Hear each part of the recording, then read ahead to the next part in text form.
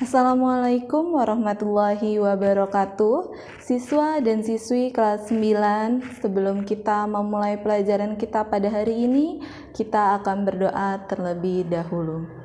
Materi kita pada hari ini yaitu tentang pelaksanaan kedaulatan rakyat dalam negara hukum Indonesia.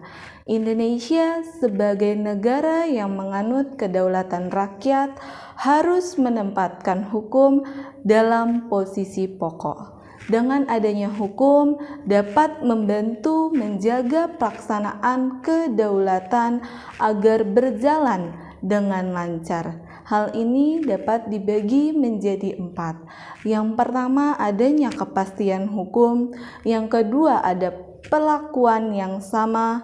Yang ketiga, ada legitimasi demokrasi. Dan yang keempat, adanya tuntutan akal budi.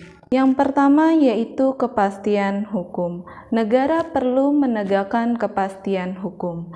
Dengan adanya kepastian hukum, ini sangat penting agar warga negara dapat melaksanakan kehidupan dan masa depannya secara jelas. Pelaksanaan kepastian hukum juga menunjukkan komitmen Indonesia sebagai negara hukum.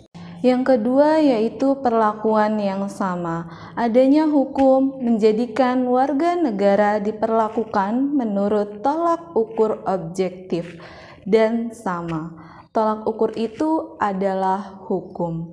Harapannya, kesejahteraan dalam bidang hukum dapat memperkuat negara Indonesia sebagai negara hukum. Yang ketiga, legitimasi demokrasi. Dengan adanya legitimasi demokrasi, kekuasaan negara sementara digunakan berdasarkan persetujuan warga negara dan berada dalam pengawasan mereka.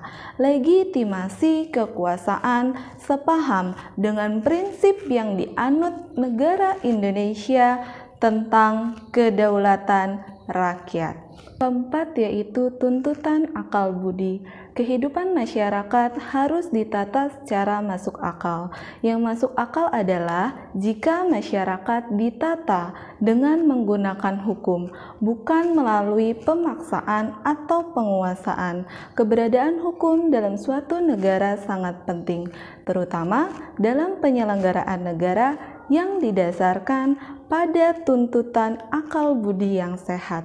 Demikian materi yang dapat saya sampaikan. Kurang lebihnya mohon maaf. Wassalamualaikum warahmatullahi wabarakatuh. Untuk tugasnya, silakan kalian buka LKS halaman 55. Di situ ada soal latihan bagian 2. Silakan kalian kerjakan nomor 1 sampai 10. Boleh langsung di LKS, boleh di buku tulis. Jika di buku tulis, jawabannya saja dan jangan lupa tulis nama, kelas, dan tanggal. Terima kasih.